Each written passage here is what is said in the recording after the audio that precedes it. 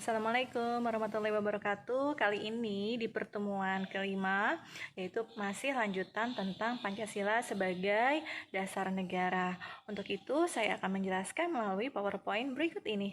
Silahkan disimak. Assalamualaikum warahmatullahi wabarakatuh. Pada kesempatan kali ini, saya akan menjelaskan melalui PowerPoint yang kalian bisa cek juga di PowerPoint kalian tentang Pancasila sebagai dasar negara. Pada kesempatan kali ini, kita akan menjabarkan bagaimana sih kedudukan Pancasila dalam pasal-pasal yang ada dalam Undang-Undang Dasar Negara Republik Indonesia tahun 1945. Kemudian, bagaimana implementasi Pancasila dalam pembuatan kebijakan negara, khususnya dalam bidang politik, ekonomi, sosial budaya, dan juga Hankam. Nah, bagaimana penjabaran Pancasila dalam pasal-pasal UUD 45? Yaitu kita bisa simak pokok-pokok pikiran yang meliputi suasana kebatinan. Jadi, pokok-pokok pikiran ini adalah cita-cita hukum atau yang disebut dengan Rechtsstaat yang menguasai hukum dasar negara, baik hukum yang tertulis maupun yang tidak tertulis. Hukum yang tertulis itu ya seperti konstitusi kita, UUD 45. Kemudian banyak juga hukum-hukum yang tertulis lainnya, PP, Perpu, Perda. Nah, itu semua adalah hukum yang tertulis. Sedangkan hukum yang tidak tertulis adalah norma-norma kesusilaan, norma adat, kebiasaan, dan tata krama atau sopan santun. Nah, Undang-Undang Dasar menciptakan pokok-pokok pikiran ini dalam pasal-pasalnya. Pola pemikiran dalam pokok-pokok pikiran dalam penjelasan UUD 45 itu tercermin yang dapat diuraikan sebagai berikut. Pancasila merupakan asas kerohaniaan dari pembukaan UUD 45 yang menjadikan sebagai fundamentalnya bangsa Indonesia. Pembukaan UUD 45 dikristalisasikan dalam wujud pokok pikiran yang terkandung dalam pembukaan UUD Dasar 1945. Pokok-pokok pikiran ini terkandung dalam pembukaan UUD 45. Jadi, pokok-pokok pemikiran yang tadi itu tercantum dalam pembukaan UUD 45 yang terdapat pada 4 alinea. Tentunya, di dalam pembukaan UUD 45 telah mencerminkan atau memasukkan unsur-unsur sila-sila dalam Pancasila.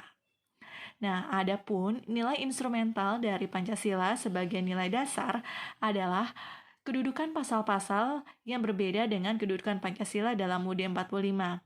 Implikasinya adalah pasal dalam UUD 45 tidak bersifat permanen, artinya bahwa dalam UUD 45 itu dapat diamandemen, sedangkan pembukaan UUD 45 yang 4 alinea itu tidak boleh diamandemen, dan kedudukan Pancasila yang ada 5 silanya itu tidak boleh diamandemen. Jadi yang hanya boleh diamandemen adalah pasal-pasal dalam UUD 45. Nah, bagaimana cara merubah pasal-pasal dalam UUD 45 itu diperbolehkan seperti yang terdapat dalam pasal 37 ayat 1 sampai dengan 5. Nah, ini adalah penjabaran Pancasila dalam pasal-pasal dari sila ke-1 sampai ke sila ke-5. Kalian bisa buka, bisa lihat atau download amandemen UUD 45 yang terbaru, karena amandemen UUD 45 sudah terdapat 4 kali amandemen, dan kalian bisa buka di amandemen yang terakhir, yaitu amandemen yang keempat tahun 2002. Di situ terdapat sila-sila, sila ke-1, 2, 3, 4, dan 5 yang mencerminkan wujud dari pasal-pasal yang ada dalam UUD 45. Untuk lebih jelasnya, kalian silahkan download dan buka amandemen UUD 45 ya. Nah, bagaimana implementasi Pancasila dalam pembuatan kebijakan dalam bidang politik, ekonomi, sosial, budaya, dan Hankam? Nah, ini kalian bisa buka lagi di amandemen UUD 45 yang mencerminkan pelaksanaan ekonomi, sosial, budaya, dan Hankam dari pasal 28, pasal 34, pasal 32, dan pasal 30. Jadi, intinya adalah bahwa dalam UUD 45 mencerminkan bunyi dari sila-sila Pancasila yang tertuang dalam pasal-pasal UUD 45. Nah, jadi kalian sudah mengerti ya bagaimana isi dari pasal-pasal UUD 45 itu adalah mencerminkan dari sila-sila Pancasila. Nah, bagaimana dalam kegiatan politik, masyarakat harus berpartisipasi aktif dalam kegiatan politik sebagai bentuk aspirasi rakyat dalam sebuah negara yang demokrasi. Pada aspek ekonomi, tentunya keterbukaan untuk membuka usaha, mencari lapangan pekerjaan, itu adalah merupakan wujud dari implementasi sikap sila-sila Pancasila yang tertuang dalam UUD 45. Bagaimana masyarakat dapat bersaing secara nasional maupun internasional. Jadi untuk kalian yang ingin membuka lapangan pekerjaan atau mencari kesempatan bekerja merupakan perwujudan dari aspek ekonomi dalam sistem ekonomi Pancasila yang tertuang dalam UUD 45. Bagaimana dengan aspek sosial budaya? Dengan penanaman nilai-nilai Pancasila, nilai moral dan leluhur bangsa, tentunya kita harus meningkatkan kerukunan antar umat beragama, antar perbedaan suku budaya yang terjadi di Indonesia, bagaimana masyarakat kita yang multikultural. Nah, pada aspek sosial budaya ini, kita harus menjaga dan mengembangkan kebudayaan yang dimiliki oleh bangsa Indonesia agar kebudayaan kita tetap terjaga dan dilestarikan. Pada aspek pertahanan keamanan, tentunya selain menjadi tugas TNI AD, AL, dan AU dalam menjaga pertahanan rakyat, tentunya rakyat juga menjaga wilayah kewajiban yang harus dijaga dari segi pertahanan dan keamanan. Jadi tidak hanya menjadi tugas TNI, AD, AL, dan AU. Bagaimana kita harus memfilter dan menjaga dari provokator-provokator yang ingin memecah belah persatuan dan kesatuan kita. Dan hati-hati, tidak boleh menyebarkan berita hoax, juga menyebarkan ujaran kebencian. Nah, ini penting sekali dalam aspek pertahanan keamanan. Terima kasih. Nah, bagaimana sih bentuknya Undang-Undang Dasar 1945? Kalian bisa cari di Google, itu banyak sekali Undang-Undang Dasar 1945 yang keempat ya, yang sudah diamandemen. Nah, nanti akan muncul seperti ini. Undang-Undang Dasar Negara Republik Indonesia tahun 1945. Nah, pertama yang terlihat adalah ini dia, pembukaan atau preamble. Nah, ini terdiri dari 4 alinea. Bunyi 4 alinea ini tidak boleh diamandemen. Jadi sifatnya ini adalah mutlak, tidak boleh dirubah sampai kapanpun. Begitu ya. Nah, kemudian setelah kita buka preambelnya, maka kita akan langsung masuk kepada bab dan juga pasal-pasal. Nah, pasal 1 tentang bentuk dan kedaulatan.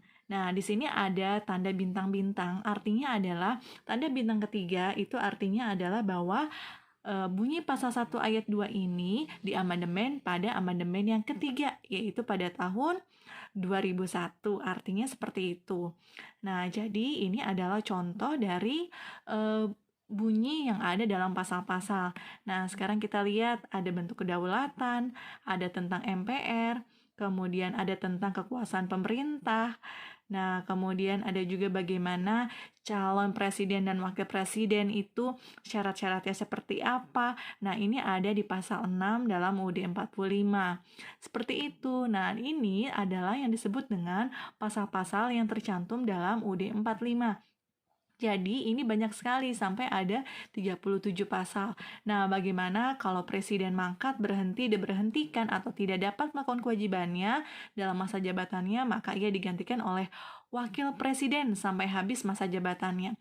Nah, ini adalah contoh dari sila keempat, bagaimana implementasi bunyi sila keempat dalam Pancasila yang tertuang dalam pasal 8 tentang jabatan presiden dan wakil presiden. Nah, contoh lain adalah misalnya kita masuk ke pasal ini ada tentang DPD, banyak semua lembaga negara, tentang pemilihan umum, tentang keuangan, anggaran APBN, ini semua ada dalam pasal-pasal yang ada dalam UUD 45. Ya, jadi kalian bisa baca per pasal kalau ingin kalian tahu tugas dan wewenang lembaga negara apa saja sih. Dan di sini ada pasal 27, pasal 28 tentang hak asasi manusia, pasal 28A sampai 28J. Ini adalah cerminan dari sila-sila Pancasila yang dituangkan dalam pasal-pasal UUD 45. Nah, ini kita bicara tadi tentang pertahanan dan keamanan negara, ada di pasal 30, bagaimana tiap-tiap warga negara berhak dan wajib ikut serta dalam usaha pertahanan dan keamanan negara. Jadi, lengkap sekali semua yang ada di sini. Mau lihat tentang pendidikan dan kebudayaan, ada di pasal 31, mau melihat tentang perekonomian dan kesejahteraan sosial, itu ada di pasal 33, dan kita lihat ya, pasal yang terakhir itu adalah tadi dari pasal 37 tentang perubahan Undang-Undang Dasar. Ini adalah proses bagaimana perubahan Undang-Undang Dasar itu bisa terjadi. Jadi harus ada sepertiga dari jumlah anggota MPR yang mengusulkan perubahan terhadap bunyi-bunyi pasal ini. Jadi kalau yang pasal 1 sampai 37 ini boleh diamandemen seperti itu, tapi syaratnya harus sesuai dengan pasal 37 ayat 1 sampai ayat 5. Jika memenuhi syarat seperti ini, barulah boleh dirubah bunyi pasal-pasal dalam pasal UUD 45. Tapi kalau dalam UUD 45 itu tidak boleh dilakukan perubahan. Nah, itu dia penjelasan dari saya lewat PowerPoint-nya, dan juga kalian sudah bisa lihat bagaimana sih bentuk UUD 1945. Tadi sudah ada contohnya dan kalian juga bisa download lagi. Tinggal klik di Google, kalian bisa download Undang-Undang Dasar 1945 amandemen yang keempat. Jangan sampai salah ya, karena sudah 4 kali di amandemen ya. 2002 itu adalah yang terakhir. Jadi kalian downloadnya amandemen UUD 45 yang keempat. Nah, semoga apa yang saya jelaskan pada kesempatan kali ini bisa dipahami dan bisa diimplementasikan dalam keseharian. Terima kasih atas perhatiannya. Sampai ketemu lagi di pertemuan berikutnya. Assalamualaikum.